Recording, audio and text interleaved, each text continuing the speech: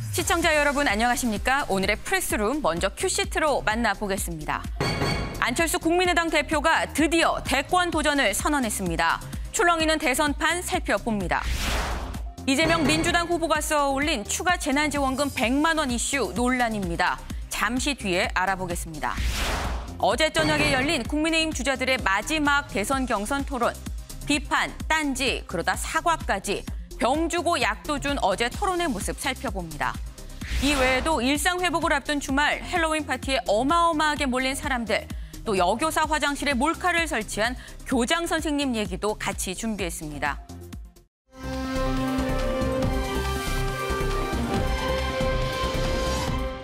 오늘은 11월의 첫날입니다. 아침은 좀 쌀쌀했는데 한낮인 지금 기온은 어떤지 알아보겠습니다. 김다영 캐스터 날씨 전해주시죠. 네, 11월 첫날인 오늘도 완연한 가을 날씨가 이어지고 있는데요. 이렇게 거리에는 울긋불긋 단풍나무들이 가을의 정취를 더해주고 있습니다. 오늘 중부지방 가끔 구름 많겠고 남부지방은 대체로 맑겠습니다. 다만 오늘 오후 3시까지 충남 남부와 호남 서부에는 빗방울이 떨어지는 곳이 있겠습니다. 오늘은 북서쪽에서 찬 공기가 남하하면서 낮 기온이 어제보다 낮겠습니다. 서울은 4도가량 떨어지겠고요. 양주와 봉화도 3도에서 4도가량 떨어지면서 한낮 기온 15도 예상됩니다. 내일 아침 기온도 오늘보다 낮겠습니다. 오늘 아침 기온은 평년 수준보다 높게 시작했지만 내일과 모레 아침 기온은 7도로 떨어지겠고요. 그 밖에 내륙 지역도 5도 이하로 떨어지는 곳이 많겠습니다. 오늘 한낮 기온은 서울 16도, 대전 19도, 광주 20도로 어제보다 1도에서 4도가량 낮겠고요. 내일은 전국이 맑다가 낮부터 구름 많아지겠고 강원 영동 지역은 오전부터 밤사이 가끔 비가 오는 곳이 있겠습니다. 지금까지 덕수궁 돌담길에서 날씨 전해드렸습니다.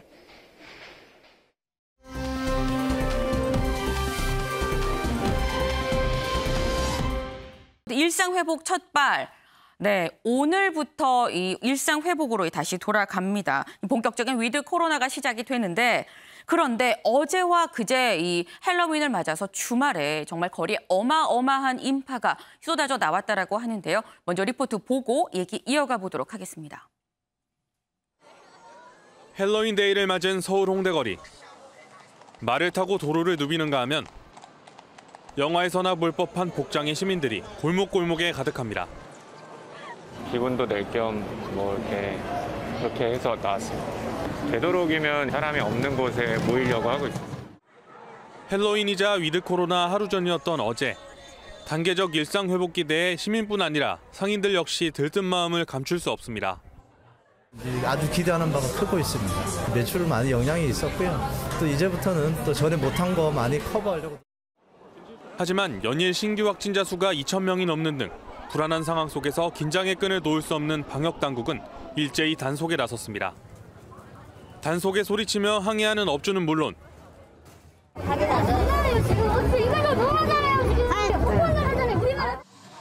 일반 음식점인데도 음악을 크게 틀어놓고 클럽처럼 영업한 업주가 적발되기도 했습니다.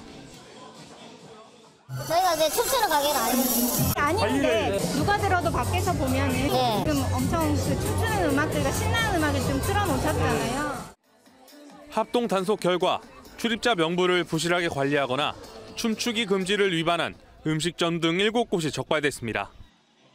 한 차례 소나기가 쏟아지며 거리 위 시민들은 밤 10시 전후로 해산했지만 서울시는 인파가 몰릴 것으로 예상되는 유흥시설 밀집 지역에서 내일까지 합동 단속을 벌일 계획입니다. MBN 뉴스 신용식입니다. 네, 지금 보신 이 기사 리포트가 이 어제 그제 이 할로윈 파티가 있었던 이 주말 동안의 이 거리 모습이었습니다. 네, 유호정 기자. 지금 영상을 보니까 거의 사람들이 걸어 다녔다기보단 밀려 다녔다라는 표현이 맞는 그런 상황으로 보입니다.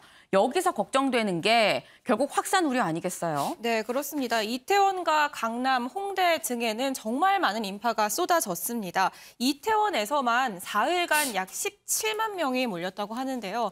실제로 이태원에 살고 있는 거주자의 얘기를 들어보면 작년만 하더라도 이 정도는 아니었는데 이번에는 정말 거리마다 발 디딜 틈이 없었다라고 얘기를 하고 있는 상황입니다. 네. 실제로 4일간 전국에서 방역수칙 위반 사례가 130명가량 적발이 됐습니다. 하지만 이게 전부일지 우려가 되는 대목은요.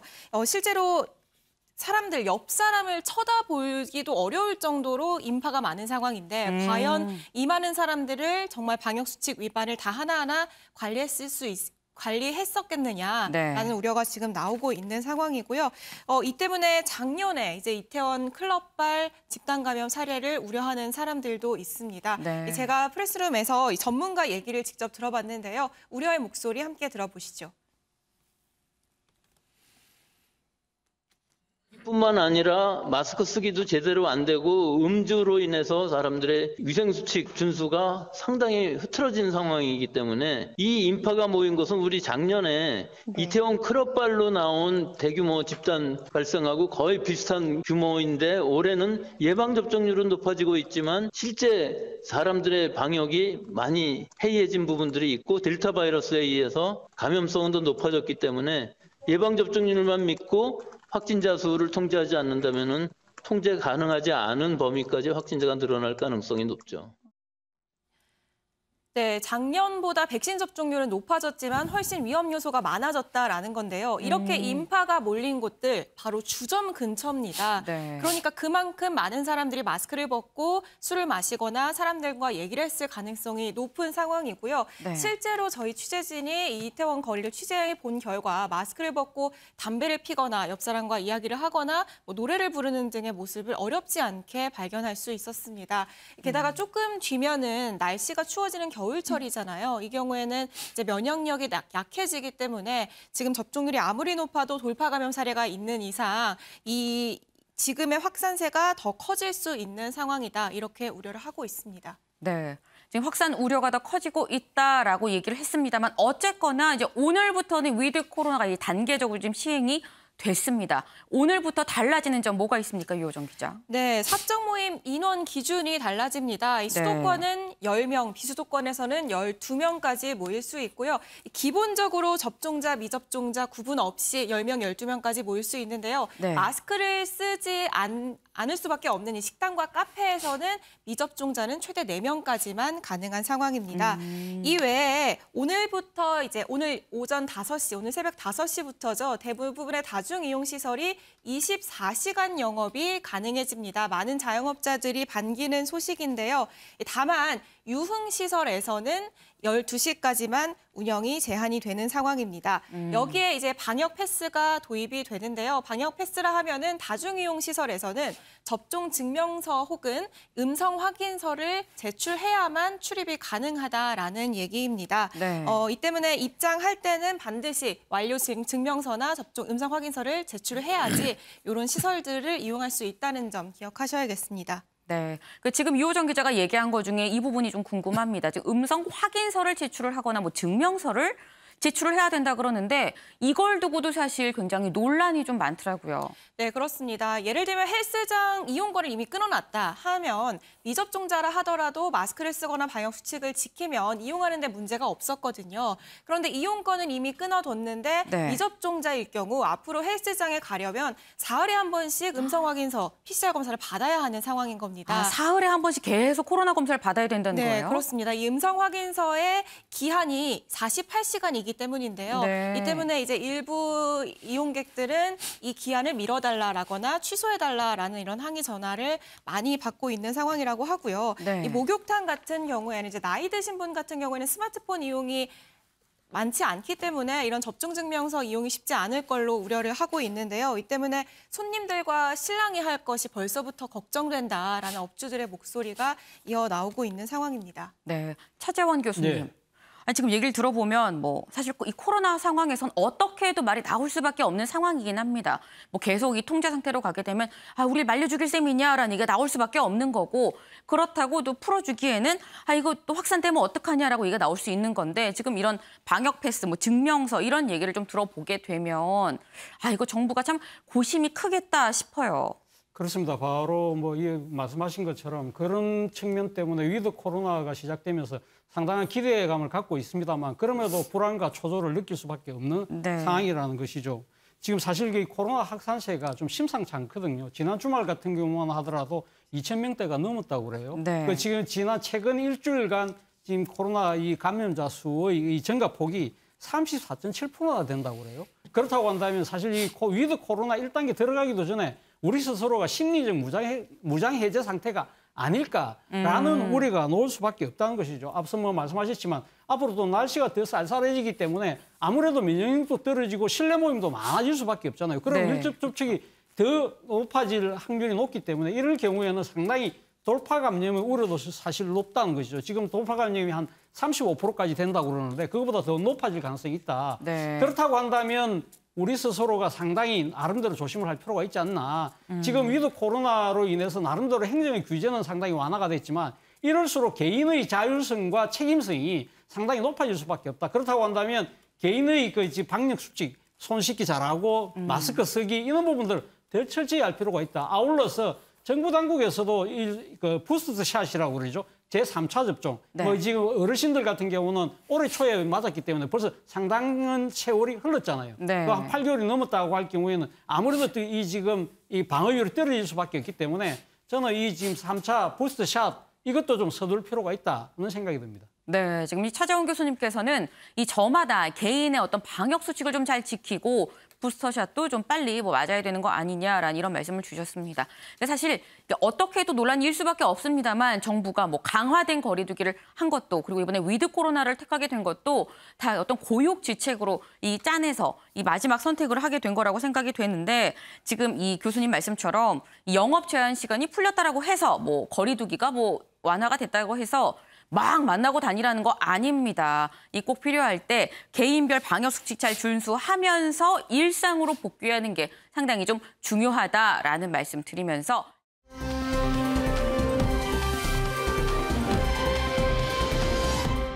화장실 몰카범의 정체인데 여기 보면 지금 귀여운 팬더가 빵끝 나와 있습니다. 이수아 기자, 네. 이 팬더가 몰카범인 건가요? 무슨 일이죠?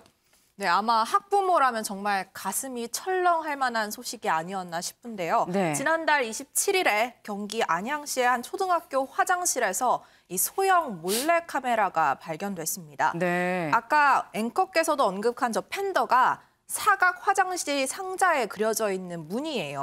근데 여기 보시면은 이 팬더 눈이 한쪽이 뚫려 있는 데를 볼 수 있는데 그러네요. 여기에 이걸 보고 네. 교직원이 참 이상하다. 화장실에 왜 이런 거 있지? 라고 네. 상자를 뜯어봤는데 그 안에 카메라가 있었던 겁니다. 더 충격적인 건 이 카메라를 설치한 사람이 다름 아닌 학교 교장 선생님이었습니다. 네. 이 교감과 교직원들이 이 발견 사실을 보고하러 교장실을 찾았는데 교장이 학생들이 범인일 수도 있다 이렇게 얘기하면서 신고를 만류했다고 해요. 근데 사실은 본인이 범인이니까 범죄를 은폐하려고 했던 거죠. 심지어 직원들이 카메라를 둔 채 잠시 자리를 뜨게 유도하고 이 카메라 메모리 칩을 훼손한 정황도 포착됐습니다. 네. 뭐 결국은 교직원이 교장 만류에도 경찰에 신고를 하면서 덜미가 잡혔는데 경찰 조사에서 교장 선생님이 보안 목적으로 카메라를 사서 작동이 되는지 확인하기 위해서 하루 정도 설치한 거다. 뭐 성적인 의도는 없었다라고 밝힌 것으로 알려졌습니다. 글쎄요, 이게 지금 작동이 잘 되는지 알아보려고 설치를 했다라고 얘기를 하기에는 이 팬더의 딱 눈 부분만 딱 이렇게 파서 한 게 너무 계획적인 게 지금 드러나는 모습인 건데 허구 많은 장소 중에 왜 굳이 여교사 화장실인 건지도 잘 의문이 지금 해소되지 않고 있는 그런 상황입니다. 윤영걸 대표님. 네.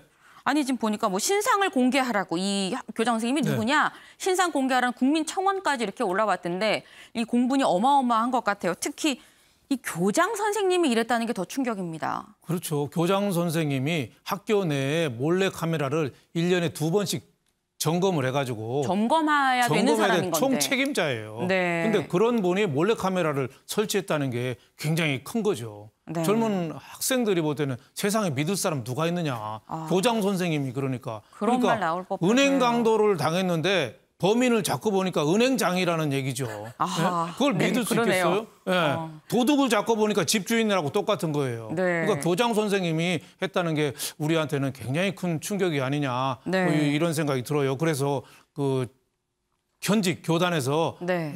축출해야 된다. 뭐 이런 여론도 상당히 많이 있고 또 경기 교사 노조에서는 그 흉악 범죄니까 여기 엄벌을 해야 된다. 네. 뭐 이런 얘기도 있고 지금 청와대 게시판에도 이 만여 건이 지금 있거든요. 그쵸. 신상 공개하라, 네. 네, 엄히 처벌하라 하는데 신상 공개는 경찰청 내에 신상 공개 심사위원회가 있어요. 네. 거기서 하는데 이거는 좀 쉽지 않아 보입니다. 왜냐하면 여태까지 신상 공개는 흉악범이나 연쇄살인범 이런 대상만 했거든요. 그렇기 때문에 이 몰래카메라가 국민의 공분은 많이 일으키는데 경찰청에 설치된 전문가들이 어떤 의견을 보일지 여태까지는 이런 전례가 없는데 만약에 국민들이 충격이 그만큼 크다면은 뭐 공개를 할 수도 있지만 여태까지는 전례는 없다. 이런 네. 하지만은 뭐 엄벌은 좀 해야 되지 않느냐. 그리고 청와대에서 할 수 있는 건 좀 해야 되지 않느냐. 저는 이런 생각이 듭니다. 네, 엄벌에 처해야 된다라고 이 말씀을 해주셨습니다.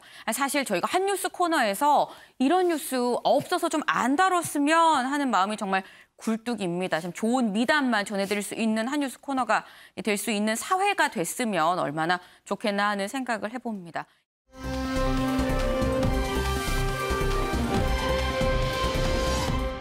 현실판 조커 등장입니다. 일단 여기 뭐 사진에서 드러나는 이 사람이 뭐 얼굴은 뭐 보이지 않습니다만 일단 이 초록색 셔츠가 상당히 눈에 띕니다. 이수아 기자. 네, 이 조커는 악당인 건데 현실판 악당이다 뭐 이런 얘기인 건가요? 네, 영화를 보신 분들은 알 것 같아요. 그런데 이 영화에서 보면은 조커가 지하철역에서 살인을 여러 명을 죽이고 이 지하철 안에서 출동한 경찰과 추격전을 벌이는 씬을 아마 기억하시는 분들도 계실 것 같아요. 네. 그런데 실제 이런 비슷한 일이 일본 도쿄 게이오센 열차 안에서 벌어졌다고 합니다. 이 초록색 셔츠, 남색 수트 정말 조커의 상징이라고 할 수 있죠. 이런 네. 차림을 한 20대 남성이 열차 안에서 마구잡이로 흉기를 휘두르고 휘발유로 추정되는 액체를 뿌린 뒤 방화까지 한 건데요. 네. 함께 열차를 타고 있던 무고한 시민 17명이 부상을 당했습니다.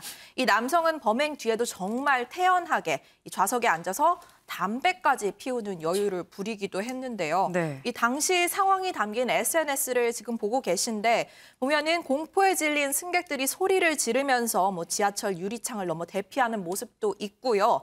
뭐 헬로윈데이에 일어난 일이라서 사실 주변 사람들 모두 이 사람을 보면서 그냥 분장한 거네 이 정도로 무방비 상태로 있었던 거 아닙니까? 또 마침 날이 그랬네요. 네, 그렇다 보니까는 얼마나 무서웠을지 뭐 상상이 되지 않는 상황인 거죠. 네. 이 남성은 다행히 현장에서 체포가 됐는데요. 경찰 조사에서 사람을 죽여서 사형에 처하고 싶었다. 뭐 2명만 죽이면은 사형이 될 것 같았다라는 충격적인 진술을 내놨다고 합니다. 네, 아니 지금 이수아 기자 얘기에 이 부분이 가장 좀 충격적입니다. 범행 후에 태연하게 앉아서 담배를 태우고 있었다라고 얘기를 하는데 이게 사실 뭐 사이코패스나 소시오패스나 어떤 정신 이상도 의심이 되는 그런 상황이기 때문에 이 정신 감정도 좀 같이 받아야 되는 거 아닌가 싶습니다.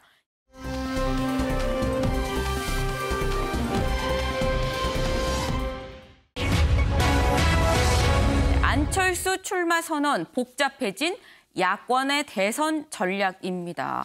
네, 안철수 국민의당 대표 뭐 일요일의 남자다라고 저희가 말씀드렸습니다만 월요일인 오늘 이 출마 선언을 했습니다. 이 출마하던 그 선언의 모습 먼저 영상으로 만나보고 오시죠. 국민들께서 저 안철수에게 바란 것은 안철수의 옷을 입고 안철수답게 정치를 하라는 것이었는데 저는 여의도 정치의 옷을 입어야 되는 줄 알았습니다. 이제 새로운 각오로 다시 여러분 앞에 섰습니다. 저 안철수 정말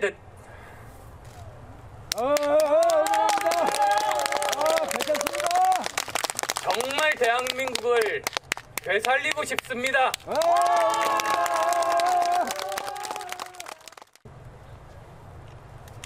저에게 기회를 주십시오. 네, 지금 이 안철수 대표, 저 안철수 정말 통령 얘기하는 줄 알았는데 대한민국을 되살리고 싶다고 이렇게 울컥하는 그런 모습까지 봤습니다. 유호정 기자. 그런데 이 안철수 대표 출마 선언하면서 지금 저희가 본 모습 말고 또 그 뒤에 나오는 얘기는 또 여야 할 것 없이 거의 뭐 모든 주자에 대해서 난사를 했다고 표현을 할까요? 굉장히 또 비판을 했더라고요. 네, 그렇습니다. 여당 후보에 대해서는 부동산 부패 범죄 카르텔을 형성을 해서 천문학적인 부당이익을 나눠 갖게 해놓고 거짓말을 늘어놓고 있다라고 강하게 비판을 했고요. 야당 후보들은 전근대적인 주술 논란과 막말 정치로 국민들을 절망케 하고 있다라고 겨냥을 했습니다. 여야 이재명 후보를 비판할 뿐만 아니라 국민의힘 후보들과도 이제 선을 긋는 모양새인데요. 네. 사실 2012년, 2017년에 이어서 이번이 세 번째 대권 도전입니다. 그렇죠. 그래서 정치권 일각에서는 이번에 국민의힘과 단일화에 나서지 않겠느냐라는 이제 전망도 나오고 있는데요. 이에 대해서는 완주하겠다라면서 일축한 상황입니다. 이렇게 후보들, 모든 후보들과 선을 그으면서 본인이 완주를 하겠다라고 얘기를 하며 국민들께 기회를 달라고 호소하는 자리였습니다. 네. 그런데 사실 눈길이 가는 부분이 유호정 기자. 만약에 대통령이 돼도 나는 중간 평가를 받겠다라고 또 얘기를 했어요. 이거는 또 무슨 얘기죠? 네, 그렇습니다. 임기 중반에 여야가 합의하는 조사 방법으로 중간 평가를 받겠다라고 했는데요. 네. 이렇게 국민 신뢰의 50% 이상을 받지 못하거나 또는 22대 총선에서 본인이 소속한 정당이 이 제1여당이 되지 못하면 깨끗하게 물러나겠다. 여당이 되지 못하면 물러나겠다. 중간에 사퇴할 수도 있다라는 이런 선언을 했습니다. 그러면서 모든 후보들에게도 이렇게 중간평가 약속을 권고를 했는데요. 이 정도 자신감이 없다면 후보에 나서지 말라라는 발언을 하기도 했습니다. 네. 사실 그동안 대통령 선거를 좀 여러 번 보았긴 했습니다만 이런 공약을 내세우는 거는 참 처음인 것 같습니다.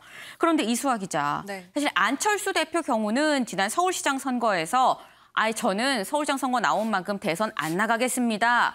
라고 얘기했었던 게 뇌리에 딱 박혀 있거든요. 그런데 오늘 결국 대통령 선거 출마를 선언을 했습니다. 말 바꾸기 논란이 일 수도 있을 것 같아요. 네, 여의도에서 사실 안 대표 출마 얘기를 할 때 가장 많이 공격하는 지점이 아닌가 싶은데요. 그때 서울시장 출마하면서 대선은 안 나온다고 하지 않았느냐. 이 얘기를 제 기억으로는 김종인 전 위원장, 심지어 여당 의원들까지 모두 한 번씩은 했던 것 같습니다. 당연히 오늘 선언 자리에서도 이 질문 빠지지 않고 나왔는데요. 안 대표는 시장에 당선되면 대선에 출마하지 않겠다는 뜻이었다고 재차 강조를 했고요. 말이 바뀐 게 아니냐 기자 질문도 있었는데 직접 당시 발언을 확인하라며 강하게 부정하기도 했습니다. 확인해 보실까요? 제가 대선을 포기하고 서울시장 선거 출마 결심을 한 배경 이해해 주시기 바랍니다.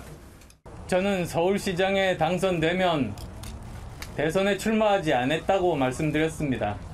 확인해 보십시오. 저는 서울시장에 당선이 되면 도중에 서울시장 그만두고 대선에 나가는 일은 없다. 그렇게 말씀드린 겁니다. 네, 과거 발언에선 대선 출마를 포기하고 서울시장에 나온 배경을 좀 이해해달라 이렇게 말을 했는데 제가 듣기론 적어도 이 발언에선 누구 말이 맞는 거지 판가름하기가 쉽지 않은 것 같습니다. 네, 근데 이 안철수 대표에 대해서 여의도에서도 그렇게 나오는 얘기들이 안철수인데 왜 매번 철수하는 거냐라는 얘기가 사실 나오잖아요. 이 안철수 대표의 출마 결국 야권의 단일화 이슈랑 같이 얘기가 나올 수밖에 없어 보이는데 이 국민의힘의 이 주자들 좀 조마조마하면서 이 안철수 대표의 출마 선언 봤을 것 같습니다. 이 주자들은 뭐라고 얘기를 하나요? 네, 일단 안 대표의 출마 단기적으로는 야권 파이를 나눠 먹는 양상이 될 수밖에 없기 때문에 야당 주자들도 이 친경을 고추 세우고 있는 상황인데요. 일단 공통된 의견은 단일화는 무조건 해야 한다 이 부분입니다. 이 홍 후보는 안 대표와는 공동 정부 창출을 제안하면서 안 대표와 이미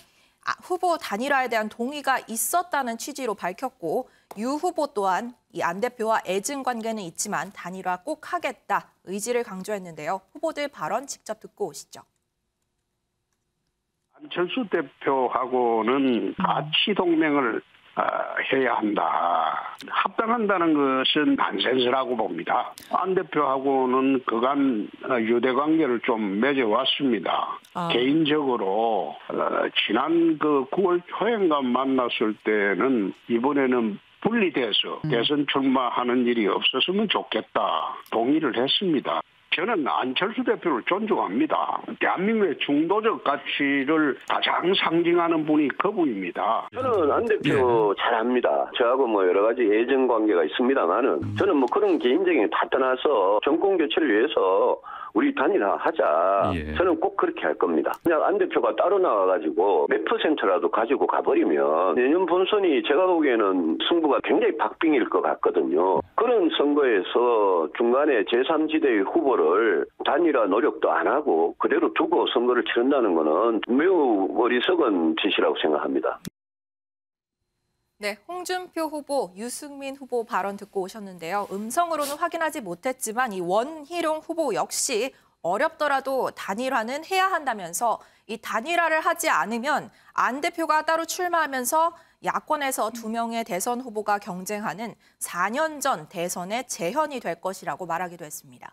네, 지금 국민의힘 주자들은 이 안철수 대표 상당히 가치, 중도 가치를 표방한 상징적인 분이다, 높게 평가하고 있습니다. 그러면서 계속 단일화를 해야 된다라고 궁극적으로 러브콜을 이렇게 보내고 있는데 이수아 기자, 우리가 이렇게 손바닥도 마주쳐야 이 소리가 나는 건데 이 국민의힘 쪽에서만 단일화하겠다고 든다고 되는 게 아니잖아요. 안철수 대표 생각 궁금합니다. 네, 사실 국민의당 분들 얘기를 좀 직접 들어보면 이미 경선 시작 전부터 국민의힘과 국민의당 당 차원에서 단일화 논의가 좀 오고 간 적이 있잖아요. 그런데 이 과정에서 말이 좋아서 단일화지 사실은 거대 당에서 작은 당을 자기 입맛대로 좀 흡수하려 하는 국민의당 측에선 조금 불쾌한 상황들이 계속 있었다고 합니다. 그래서일까요? 오늘 단일화 관련 질문에는 안 대표 굉장히 단호하게 나는 완주하겠다는 의지 밝혔습니다. 듣고 오시죠. 주장하게 하셨는데 매번 이제 단일화 과정에서 좀 중도 하차하시는 경우가 있어서 매번 아닙니다. 완주 의사가 확실하게 있으신지 완주하실 건지 좀 확답을 주시면 좋겠습니다. 저는 당선을 목표로 나왔습니다. 제가 정권 교체할 겁니다. 제3지대의 어떤 국민 경선, 토론 제의 그런 것이 들어오신다면은 그거에 응할 제의가 있으신지요? 저는 제가 추구하는 가치와 방향이 같은 분과는 언제든지 만나서 대화할 용의가 있습니다. 그런데 김동연 부총리 후보 같은 경우는 이번 정부 초대 장관을 지내셨습니다. 재경부 장관을 지내셨습니다. 그러니까 현 문재인 정권의 공과에 대한 입장을 먼저 밝히시는 것이 순서라고 생각합니다. 네, 내가 정권 교체를 할 것이다. 정권 교체의 주체가 나 안철수 후보라는 점을 굉장히 강조를 했고요. 또 눈에 띄는 게 김동연 전 부총리에 대한 언급인데 김 전 부총리의 경우에는 이 신당 창당을 하면서 안 대표와도 대화할 의지가 있다. 손을 먼저 내민 적이 있잖아요. 그런데 안 대표는 우선 문 정권의 공과에 대한 입장을 밝혀라. 그래야 손을 맞으실 수 있다면서 한 발 물러서는 모습입니다. 그렇군요. 제가 정권 교체를 하겠다라고 굉장히 강한 포부를 밝혔는데 유호정 기자, 이 사실 이거는 단일화에 대해서만 입장을 밝혔다라고 볼 수 있어요. 근데 안철수 후보 개인이 이 각각의 주자들, 현재 나와 있는 주자들에 대해서 또 어떻게 평가하는지도 궁금하거든요. 네, 그렇습니다. 이 출마 선언에는 본인이 가장 깨끗한 대통령으로 임기를 마칠 유일한 후보다라고 얘기를 했는데요. 저희 MBN이 단독으로 이 안철수 후보가 윤석열, 홍준표, 이재명 후보를 어떻게 평가하는지 직접 얘기를 들어봤습니다. 이 비유가 적절한지는 모르겠습니다. 윤석열 후보 같은 경우는 재료는 좋지만 아직 덜 익은 술, 그리고 홍준표 후보께서는 익은 술이지만 뭔가 마시기가 염려가 되는 술, 그리고 이재명 후보는 익었지만 상한 술,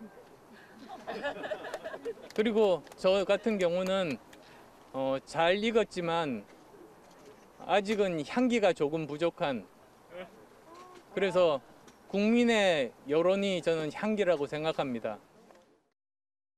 네, 이렇게 세 후보를 술에 비유해서 평가를 했는데요. 윤석열 후보는 재료는 좋지만 아직 덜 익은 술이라고 네. 얘기를 했고요. 홍준표, 이재명 후보는 익기는 했지만 홍준표 후보는 마시기가 염려가 되고 이재명 후보는 익었지만 상한 술이다라는 네. 얘기를 했습니다. 네, 안철수 대표가 이번이 3수째인데 이 정말 나오면 나올수록 이 어휘 실력도 이제 상당히 좀 발전하는 것 같습니다. 참 재밌는데 사실 뭐 나중에 누구로의 단일화이든지 간에 어쨌거나 안철수 대표 그리고 국민의힘의 주자 누군가가 한 팀이 된다고 한다면 이게 단일화라는 게 사실 결혼이랑 마찬가지잖아요. 왜냐하면 이 뭐 당사자들끼리만 좋다고 후보들끼리만 좋다고 단일화가 될 수 있는 게 아닙니다. 양가 집안들과도 이게 얘기가 돼야 되는 건데 지금 국민의힘의 지도부랑도 또 케미가 맞아야 되는 문제인데 이수아 기자 네. 보면 국민의힘의 당대표가 이준석 대표입니다. 이준석 대표와 안철수 대표 이 두 사람 어떻게 뭐 오랜 수건이 있다라고 할까요? 네. 관계가 썩 좋진 않아 보이잖아요. 네, 이 대표, 안 대표 출마 소식에 선언을 관련해서 무운을 빈다, 뭐 짧은 소감을 내놓기도 했는데요. 네. 둘은 이 서울 노원구 상계동 의원직 자리를 두고 2016년 총선에서 힘을 겨루다가 결국 이 대표가 안 대표에게 패배하는 그런 이력이 있기도 하고요. 네. 여기다가 지금은 아직 공식 등판은 안 했지만은 김종인 전 비대위원장을 당 선대위장으로 모시기 위한 판이 지금 깔리고 있거든요. 네. 그런데 안 대표는 지난 2012년 때부터 김 전 위원장과도 갈등을 빚고 있습니다. 김 전 위원장의 조언에도 계속 독자 행보를 걷고 또 지난 서울시장 보궐후보 단일화 과정에서 안 대표가 김 전 위원장을 오세훈 시장의 상황이다 이렇게 저격을 하면서 김 전 위원장이 결국 안 대표는 내가 보기엔 좀 정신이 이상한 사람 같다 뭐 이런 발언까지 하게 되죠. 이 세 사람의 과거 발언 어느 정도였는지 직접 듣고 오시죠. 합의에 대해서 국민의힘에서 오신 협상 대표분들이 인정을 안 하시는 겁니다. 그래서 저는 이건 후보 뒤에 상황이 있는 것은 아닌가. 기본적으로 안철수 대표께서 우리 당의 김종인 비대위원장이 상황인 것처럼 이렇게 모사하시는데 안철수 대표도 의사결정 구조에 있어가지고 오히려 안철수 대표를 떠나간 많은 사람들이 가족들의 영향을 많이 받는다라는 그런 지적을 한 바가 있어요. 그래서 좀 스스로를 되돌아봤으면 좋겠습니다. 자신이 없는 사람이 무슨 출마를 하려고 그래? 자, 토론도 안 하겠다. 아니, 토론도 할 수 없는 사람이 가서 시장 노릇은 어떻게 할 거예요? 우선 저는 말싸움을 잘하는 사람은 아니지만 말을 못하는 사람은 아닙니다. 그리고 사실 김종인 위원장께 그 예의를 계속 갖췄는데 어제는 좀 도를 넘으셨습니다. 네, 서로 도를 넘었다. 자신감 없는 사람이다. 어찌 보면 수위를 넘나드는 발언을 주고받았기 때문에 그럼에도 불구하고 안 대표가 이준석 대표, 김 전 위원장이 이끌게 된 국민의힘 대선 호에 발을 들일 것인가. 이 부분은 조금 의문점이 생기긴 합니다. 네, 이 앞선 영상, 과거 영상들을 보니까 참 다 뭐 김종인, 뭐 안철수, 이준석, 뭐 다들 조근조근 얘기를 하면서도 상대방의 패부로 확 찌르는 약간 아주 날선 비판을 지금 내놨습니다. 차재원 교수님, 네. 과연 안철수 대표 국민의힘 한 배 탈 수 있을 건가 싶습니다. 현재로서는 기대는 좀 난망이죠. 그러나 미래 관점에서 본다고 한다면 좀 불가피한 측면이 분명히 있다. 이런 생각이 듭니다. 왜냐하면 지금 일단 오늘 뭐 안철수 국민의당 대표가 출마 선언을 했습니다만 오늘 이렇게 출사표를 던질 수밖에 없는 이유가 있죠. 첫 번째는 대선의 정치학입니다. 네. 대선에 참여하지 않은 정파가 대선 이후에 살아남을 가능성이 거의 없다는 것이죠. 그러니까 대선을 통해서 뭔가 정치적 존재 이유를 보여야 되는데 그걸 기회조차 그대로 차버리면 스스로 정치 안 하겠다는 이야기가 똑같거든요. 그리고 두 번째는 안철수 대표가 갖고 있는 나름대로 이 정치 참여의 명분이 있지 않습니까? 소위 말하는 안철수 현상으로 대변되는 우리 정치의 극한적인 친년 대결을 극복하겠다. 뭔가 중도 통합의 뭔가 이 길을 열겠다는 부분에 대한 가치는 살아있다고 본인은 판단한 것 같아요. 네. 그리고 또 하나는 본인이 지금 현재 10년 넘게 지금 10년 가까이 지금 이 정치판에 있으면서 나름대로 오로지 하나의 꿈은 정권교체를 통해서 뭔가 국가를 혁신하겠다는 이야기도 있지만 사실 이 개인적인 관점에서는 정치적 야심도 있는 것이거든요. 그런 부분들을 생각했을 때는 지금 무조건 출마를 할 수밖에 없는 것이죠. 그러나 앞으로 지금 대선 국민에서 지금 상황을 봤을 때는 결코 지금 녹록하지가 않다. 뭐 지금 우리가 이미 알고 있다시피 여론조사에서 사실 한 자릿수 지지율을 거치고 있다. 그리고 이번 대선은 상당히 다자 구도 속에서 양자 싸움이거든요. 그렇다고 한다면 여야 양자 싸움이 5% 박빙 싸움이 된다고 한다면 자칫 본인의 존재감으로 인해 때문에서 야권 그 지지자들이 생각하는 정권 교체를 거칠 수 있다는 그런 압력이 상당히 높을 수밖에 없잖아요. 그럴 경우에는 뭔가 특단의 대책을 내놓을 필요가 있는데 문제는 과연 이 단일화의 모습 자체가 그냥 우리가 통상적으로 봐왔던 일종의 뭐 이 여론조사 단일화를 통해서 그런 식으로 방식을 택하지 않을 가능성이 좀 높다. 왜냐하면 워낙 차이가 나기 때문에. 그렇다고 한다면 어떻게 할 것이냐. 제가 생각했을 때는 본격적인 이 단일 여론조사 들어가기 전에 일단 국민의힘 후보하고 어떤 식으로는 권력 분점에 대한 합의를 하지 않겠느냐. 그렇다고 한다면 선거가 끝나고 난 뒤라도 국민의당이 당으로서 새로운 정부의 하나의 축으로서 들어가는 그런 형태. 그것이 97년도 DJP 연합 식으로 연립 정부 방식으로 갈 가능성이 높다. 문제는 그러한 부분을 국민의힘 주자와 국민의힘이 용인할 것인지 부분이 최대의 관건이 될 것 같습니다. 네. 아니 지금 말씀이 현재는 난망이지만 결국은 단일화가 불가피한 측면이 있다라면서 DJP 연합의 형태까지 이 말씀을 해주셨는데 어쨌거나 만약에 이 단일화 과정을 거치게 된다고 한다면 현재 남아있는 시간상 이 국민의힘에서 선출된 최종 1명과 안철수 대표가 이 자웅을 겨루는 그런 이 상황이 될 걸로 보이는데요.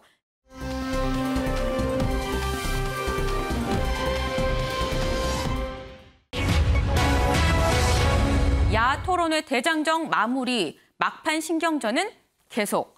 네, 이 국민의힘 이 최종 본선 후보 선출이 이제 나흘 앞으로 다가왔습니다. 어제 저녁에는 이 예비 후보들 마지막 합동 토론회가 있었는데요. 이 모습 제가 영상으로 준비했는데 같이 먼저 보고 오시죠.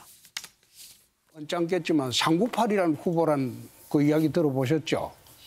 20대에는 3%, 30대에는 9%, 40대에는 8%. 그거 가지고 본선 치르기 어렵습니다. 소위 이제 뭐 홍준표라고 안 하고 꿔준표라 그래서 본선에 가서는 전부 민주당 찍을 사람들인데 그걸 확장성이라고 생각을 하십니까? 최근에 이재명 이기는 후보는 저밖에 없지 않습니까? 저는 뭐 중도 확장성이 없다고 저는 보거든요. 그래서 그런 결국은 본선 때는 다른 데 찍을 꿔준표라고 저는 이제 생각을 하고 많은 국민들이 네, 지금 영상으로 보니까 뭐 신기한 말들이 막 등장합니다. 유호정 기자. 꿔준 표는 또 뭐예요? 네, 이제 홍 후보는 윤 후보한테 398 후보라고 아시냐라고 얘기를 했는데요. 이게 20대 지지율 3%, 30대 지지율 9%, 40대 지지율 8%라면서 윤 후보의 이제 젊은 층 지지율을 지적을 하는 거고요. 그래서 이제 윤 후보가 홍준표 후보는 홍준표가 아니라 꿔준표라고 하더라라고 얘기를 합니다. 그러니까 이 젊은 층 지지자들 그리고 민주당 지지자들이 이제 홍준표 후보에게 지지를 던지면서 지금 일부 지지율이 올라간 것이다라고 얘기를 했는데요. 이렇게 양측에서는 본인이 확장성이 더 높다라고 주장을 하고 있는 상황입니다. 홍 후보는 이렇게 갑자기 여론조사 지지율이 높아진 게 2030, 40 그러니까 윤 후보 측에서 지지율이 낮은 층의 힘이다. 이재명 후보를 대적하려면 내가 낫다라고 주장을 하고 있는 상황이고요. 윤석열 후보는 그거는 꿔준표이기 때문에 실제로 대선에 가면은 의미가 없다라고 얘기를 하면서 자신만이 문재인 정권을 끝낼 수 있다. 정권에 등 돌린 민주당 지지자들이나 중도층까지 담으려면 내가 낫다라고 주장을 하고 있습니다. 네, 아니 뭐 지금 조어 능력이 다들 막 출중합니다. 뭐 398에다가 꿔준 표까지 나왔는데 그런데 유호정 기자, 이 토론회는 뭐 본인들끼리 맞붙는 거라고 뭐 얘기를 할 수 있잖아요. 말로써 이제 다투는 건데 그런데 후보 본인들 말고 그 밑에 지지하는 세력들, 이 지지하는 물밑에서 벌어지는 이 신경전도 만만치가 않더라고요. 네, 그렇습니다. 그제 서울대 커뮤니티에 한 글이 올라왔다가 현재는 삭제가 됐는데 국민의힘 당협위원장 아들이라는 한 사람이 글을 올렸습니다. 윤석열 캠프의 중진 의원들이 아버지에게 전화를 해서 윤 전 총장 지지율이 낮게 나온 지역은 공천을 받기 힘들다. 뭐 이런 협박을 했다라는 취지의 글인데요. 현재는 네. 이 글이 삭제가 된 상태이고요.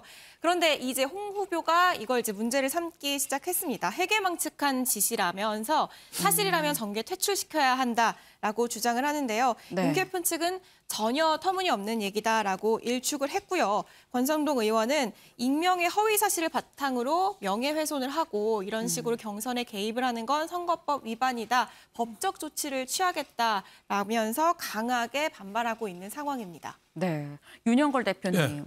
아니 지금 뭐 어쨌거나 국민의힘 후보들은 지지율로 봤을 때는 뭐 윤석열, 홍준표 두 사람 중에 될 가능성이 일단 높은 그런 상황인 건데 지금 신경전이 어마어마합니다. 이게 나중에 원팀으로 갈 때 자칫 무리가 생기는 거 아닌가라는 생각도 들거든요. 네, 그럴 가능성이 상당히 많죠. 이제 11월 5일 날 최종 그 국민의힘 그 대통령 후보가 결정이 되거든요. 네. 근데 지금 어떤 때보다도 정권 교체 여론이 높아요. 그러니까 이 국민의힘 당내 경선만 통과되면은 뭐 대통령이 될 수도 있다. 이런 자신감이 상당히 있어서 저렇게 치열하게 경쟁하는 거 아니냐 뭐 이런 생각이 드는데 그럼에도 불구하고 어제 TV 토론하는 거 보니까 상당히 또 활기도 있고 네. 또 상당히 비난도 많이 하고 네. 저는 아주 재밌게 봤어요. 네. 특히 원희룡 후보 같은 경우도 아주 조목조목 비판하는 걸 보고 상당히 재밌게 봤는데 네. 지금까지 나온 거는 홍준표 후보는 지금 뒤늦지만 추격전 상승세다. 네. 또 하나는 민심에서는 상당히 유리하다. 이렇게 나와 있죠. 그리고 또 불리한 거는 지나친 윤석열 때리기로 민주당 표를 너무 의식하는 거 아니야? 또 막말 또 이런 이미지가 있죠. 또 윤석열 후보는 TK라든가 40대 이후에 안정적인 지지율 또 당심, 그 국민의힘 당심에 또 안정적으로 지지하고 있거든요. 또 어느 후보보다도 정권교체 이미지가 좀 강해요. 그럼에도 불구하고 또 잦은 실언으로 좀 불안하지 않아? 뭐 이런 또 이미지가 있거든요. 네. 그거를 유권자들이 어떻게 판단하느냐 이게 뭐 상당히 좌우될 걸로 이렇게 좀 보여집니다. 네, 지금 윤영걸 대표께서도 지금 그 부분을 말씀을 주셨는데 어제 토론회에서 유독 재밌었던 부분, 저희가 이 앞에서 홍준표, 윤석열 후보만 얘기를 했습니다만 어제 저도 개인적으로 원희룡 후보와 홍준표 후보의 이 케미, 설전이 상당히 좀 재미가 있었습니다. 이수아 기자, 네. 이 두 사람 밀고 당기기가 만만치 않더라고요. 네, 이 H2O는 물이죠. 수소가 아니죠. 이걸로 발발된 홍원 외전도 계속됐는데요. 네. 일단 토론회 영상 먼저 보고 오실까요? 같은 후보가 역겹습니까? 다시 한번 생각해 보겠습니다. 아니, 역겹습니까? 아니, 질문 자체가 역겨웠다는 겁니다. 아까 이제 마음이 좀 상하셨던 분인데 아닙니다. 제가 뭐 유감평 거론하지 않겠습니다. 네, 괜찮습니다. 사과의 말씀을 드립니다. 제가 좀 과한 것 같습니다. 사과해 주셔서 고맙습니다. 예, 네. 예. 아마 생각은 내가 아주 강하게 있는 사람일 겁니다. 아니, 빈깡통 같아요. 그런 식으로 비난하는 것은 마지막 토론에 적합하지 죄송합니다. 않습니다. 네. 네, 어제 홍 후보가 내가 최종 후보가 되면 대장동 TF팀을 좀 맡아달라 이런 식으로 원 후보에게 화해의 손길을 내민 건가요? 일단 손길을 내밀었는데 네. 원 후보가 내가 역겹지 않겠냐 약간은 비아냥대는 식으로 네. 대답을 했습니다. 이 장면만 보면 원 후보 반응이 왜 저런가 싶을 수 있는데 배경이 있죠. 아까 말씀드렸지만 앞선 토론에서 원 후보가 홍 후보에게 탄소세 관련해서 따져 물었는데 홍 후보가 여기에 대해서 제대로 받지 않았거든요. 나중에 SNS를 통해 불쾌감을 좀 드러내면서 질문이 역겨워서 대답을 안 했다 언급한 걸 이번 토론회에서 다시 한번 끄집어낸 겁니다. 네. 뒤에 원 후보도 홍 후보에게 한 차례 사과하는 모습 보시고 오셨는데요. 이 공약은 스스로 만들어야 한다. 뭐 홍 후보 빈깡통이냐 이런 식으로 비판했다가 부적절하다. 홍 의원 지적에 죄송하다라고 말씀하시는 모습 보셨습니다. 네. 아니 그런데 영상으로 봤을 때는 지금 뭐 어쨌건 뭐 죄송하다, 뭐 마음이 상한 것 같은데 얘기합니다. 괜찮습니다. 뭐 훈훈하게 끝나는 거 아닌가 싶은데 원희룡 후보는 아직 앙금이 좀 남아 있는 것 같아요. 네, 뭐 겉으로 보기에는 이 자기 발언에 대해 책임을 지고 뭐 사과하는 이런 모습을 두 후보 다 보였는데 네. 왠지 불편한 기류 모두 다 눈치채셨잖아요. 오늘 한 라디오에 나와서 이 원 후보가 토론회 소회를 전하면서 자기가 발표할 공약에 대해 질문한다고 같은 당 후보에게 야비하고 역겹다고 하다니 후보될 생각이 없는 것 같다며 홍 후보를 일갈하는 이른바 디스전을 이어갔습니다. 네, 지금 보니까 뭐 서로 공격하고 앙금도 남고 지금 뒤끝이 좀 있는 그런 상황입니다.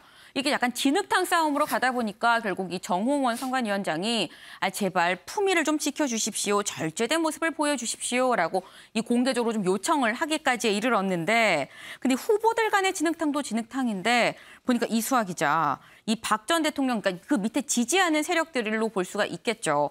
이 박 전 대통령 지지하는 단체인 박사모가 윤석열 후보를 지지한다고 했더니 가짜 박사모다. 무슨 또 진짜 가짜 이 박사모 진위 여부가 또 논란이 되고 있더라고요. 네, 얼마 전 박근혜 전 대통령을 지지하는 단체 몇 곳이 같이 모여서 윤석열 후보에 대한 공개 지지를 선언을 했어요. 사실 윤 후보 박정희 전 대통령 생가, 현춘원 같은 곳에서 친박 단체들로부터 어찌 보면 순환을 당해왔기 때문에 이례적이다 이런 반응도 있었는데요.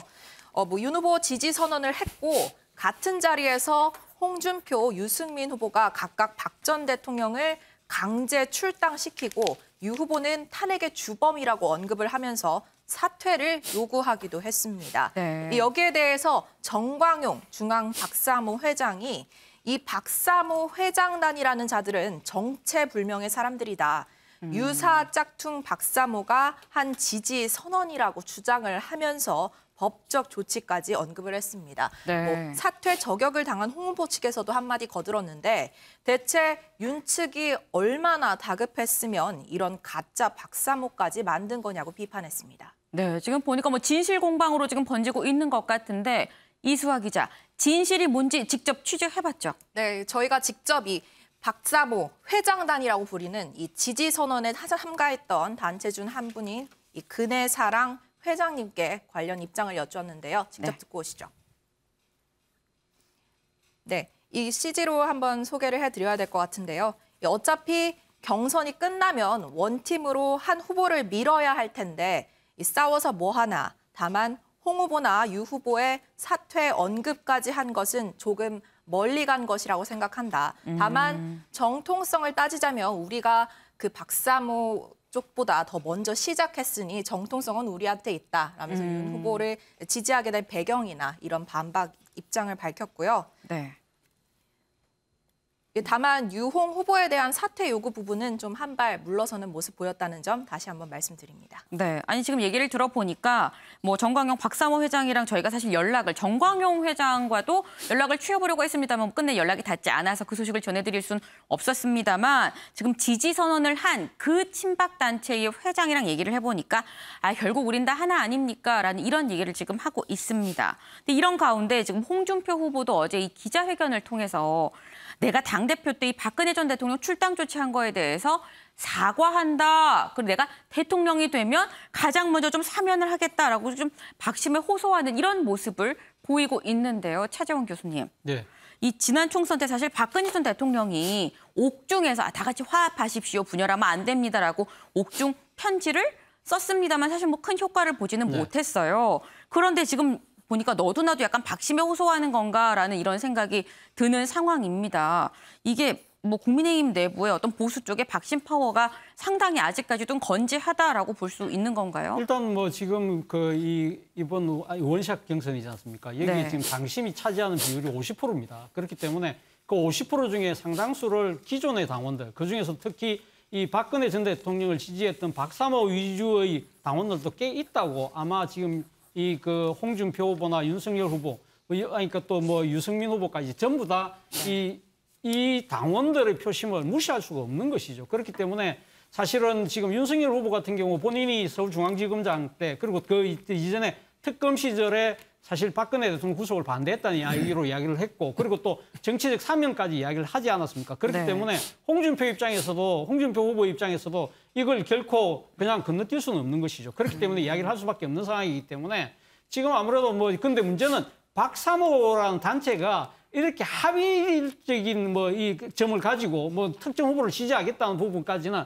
아직까지 의견이 내부적으로 완전히 성숙돼 있는 것 같지는 않아요. 그렇기 때문에 아마 전부 다 개별적인 당원들의 아마 그 결심에 따라서 지금 그 표가 갈 가능성이 높은데 어쨌거나 제가 생각했을 때는 지금 그 교도소에 있는 박근혜 전 대통령 입장에서는 상당히 아마 좀 빙그레 미소를 짓지 않을까. 본인이 어차피 이번 재판 대한 것을 모든 법적인 심판을 자신은 거부하고 있지 않습니까? 결국은 이거는 정치적으로 풀 문제라고 생각하고 있었기 때문에 그렇다고 한다면 지금 국민의힘 후보 누가 대통령이 된다고 하더라도 이 부분 자신과 관련된 문제는 해결될 것이라는 생각을 가질 수 있겠죠. 자, 그런데 문제는 이렇습니다. 그러니까 지금 국민의힘 경선에서 사실 시작하기 전까지만 하더라도 상당히 힘든 부분이 소위 말하는 탄핵의 강을 어떻게 건널 것인가 부분이었는데 이 부분 갖고는 지금 이 후보들 간에 큰 이 논쟁이나 별 차이가 없었어요. 그런데 문제는 이 지금 중도 무당층들의 입장에서 본다고 한다면 사실은 이 지금 그 국민의힘 같은 경우 과거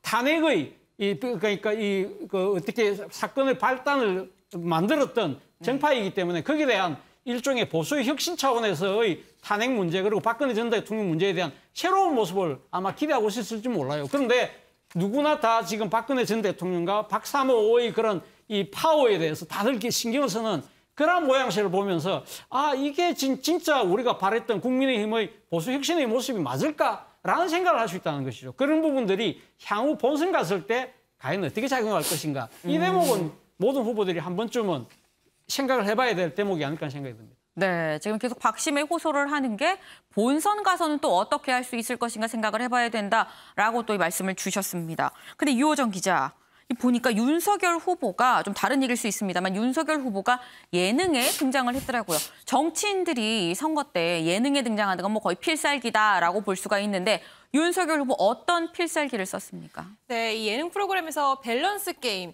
양자택일 게임을 했는데요. 여기서 다시 태어나면 지금 부인과 결혼하기, 대통령 되기라는 질문을 받았는데요. 여기서 윤 후보 답은 무조건 1번이다라고 답변을 했습니다. 네. 대한민국 남자라면 누구한테나 물어봐도 전자로 답할 수밖에 없다라고 얘기를 하면서 아내에 대한 애정을 드러내며 친근함을 부각을 했고요. 이 외에도 이재명 후보를 끌어들인 질문도 있었거든요. 빚내서 내 집 마련하고 이사한 날 짜장면 시켜 먹기. 이재명 후보의 장기 임대 주택에서 빚 없이 살기였는데 여기서 윤 후보는 빚을 내더라도 내 집 마련하고 짜장면 먹는 게 훨씬 낫다라고 답변을 했습니다. 네. 근데 유호정 기자, 사실 뭐 아무래도 예능에선 좀 더 친근한 저런 모습을 보여주긴 했습니다만 또 일각에서는 지금 예능 나올 때가 아니다. 전두환 발언 사과하러 광주 언제 가냐? 라는 얘기를 하기도 합니다. 네, 그렇습니다. 윤 전 총장 본인이 경선 도중에라도 광주에 내려가서 사과를 하겠다라는 강한 의지를 보이면서 내일쯤 광주를 방문하는 방안이 유력하게 검토가 됐으나 이 대다수 참모들이 만류한 것으로 전해지고요. 결국에 경선 이후 광주를 방문하기로 했습니다. 윤 캠프 측은 면피하려고 허겁지겁 방문하는 게 아니라 제대로 일정을 만들어보자는 의견이 많았다고 설명했습니다. 네, 면피하려고 허겁지겁 갈 게 아니라 좀 제대로 일정을 잡아서 가겠다라고 이렇게 얘기를 했다고 합니다.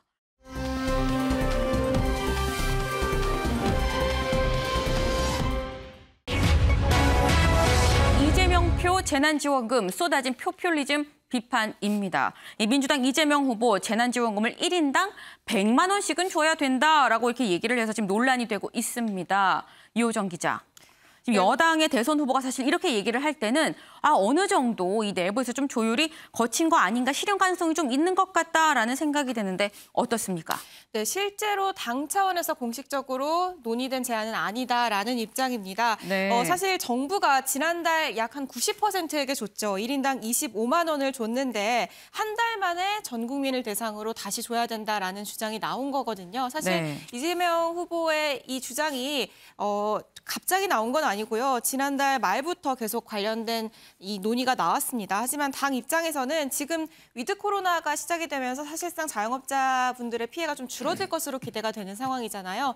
여기서 뭔가 또 재원을 쓰기에는 좀 곤란하다라는 주장이 나올 수 있거든요. 이런 것들을 고려해야 한다라면서 좀 신중한 기류가 감지되고 있는 상황입니다. 네, 지금 신중한 기류가 감지가 된다라고 얘기를 했는데 사실 우리 입장에선 제일 궁금한 게 그래서 실현이 되냐 안 되냐 이 실현 가능성입니다. 그런데 곡간지기는 기재부잖아요, 유호정 기자. 기재부 분위기 어떻습니까? 네, 사실 기재부 장관에게 기자들이 직접 물어봤습니다. 지금 정상회의 참석 때문에 로마에 있는 상황인데요. 일단 홍남기 기재부 장관은 로마에서까지 와서 그 얘기하는 건 적절치 않은 것 같다라면서 일축을 한 상황인데 일단 여권 분위기에서는 지금 홍남기 장관이 이 제안을 받아들일 가능성은 거의 0%다라는 얘기를 하고 있습니다. 실제로 정부가 지난달 이 1인당 25만 원 지급을 할 때도 요걸 이제 88%를 주냐, 전 국민을 주냐를 두고도 이재명 지사와 굉장히 갈등을 빚었거든요. 여기에서도 이제 재원이 충분치 않다라는 기재부 장관의 입장이 있었기 때문에 네. 이 관련한 지금 전 국민 지급 100만 원까지 줘야 한다라는 이 제안에 아무래도 현재로서는 좀 반대할 입장이 큰 것으로 보입니다. 그렇군요. 아니, 지금 얘기를 들어보면 어떻게 뭐 논의까지는 아니고 그냥 이재명 후보의 좀 개인 생각으로 보이는데 야당이 가만히 안 있을 것 같습니다. 네, 그렇습니다. 야당에서는 표퓰리즘이다, 표를 버는 행위다라고 지금 비판을 하고 있고요. 범야권을 다 통틀어서 관련한 이제 비판이 나오고 있는 상황입니다. 심상정 대표의 얘기도 먼저 듣고 오겠습니다. 집권 여당의 정치적 유불리에 따라서 촉감 빼먹듯 쓰는 꿀단지가 아닙니다. 재난지원금은 집권 여당의 대선 전략이 될 수 없습니다. 지금 필요한 것은 재난지원금이 아니라 의료 인력과 공공의료 확충, 손실보상과 상병수당 등. 네, 그리고 야권에서는 지금 자영업자들의 피해라 그러면은 뭐 몇백만 원, 몇천만 원, 수억 원까지 달하는데 사실 전 국민에게 25만 원 이렇게 주는 게 과연 효과가 있겠느냐라면서 전형적인 포퓰리즘이자 이 국민을 기만하는 행위다라는 강한 비판이 나오고 있는 상황입니다.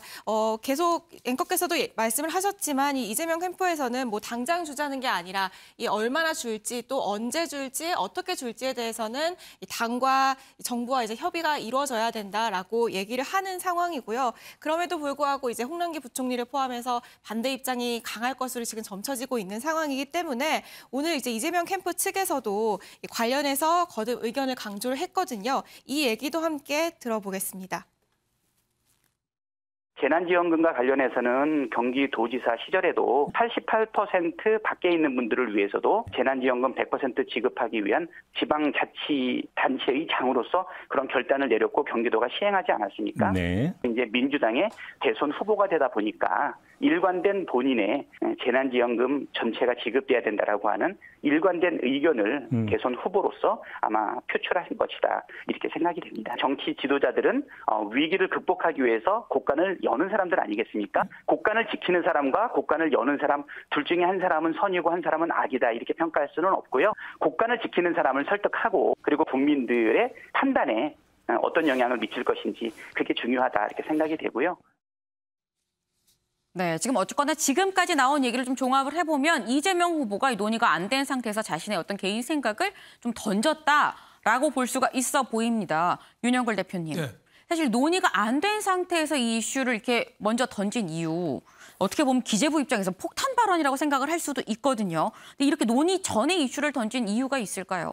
뭐 12월 초에 예산국회가 끝나니까 그 전에 홍남기 부총리를 충분히 뭐 설득해서 통과시키겠다 뭐 이런 전략이죠. 저는 뭐 충분히 재난지원금 100만 원 준다는 거는 충분히 저는 예측 가능했던 사안이 아닌가 싶어요. 여당으로서 여당 후보가 내년 3월 9일 날 대선이 있는데 그 전에 설날 전후해서 돈 뿌리면 확실히 효과 있을 거 아닙니까?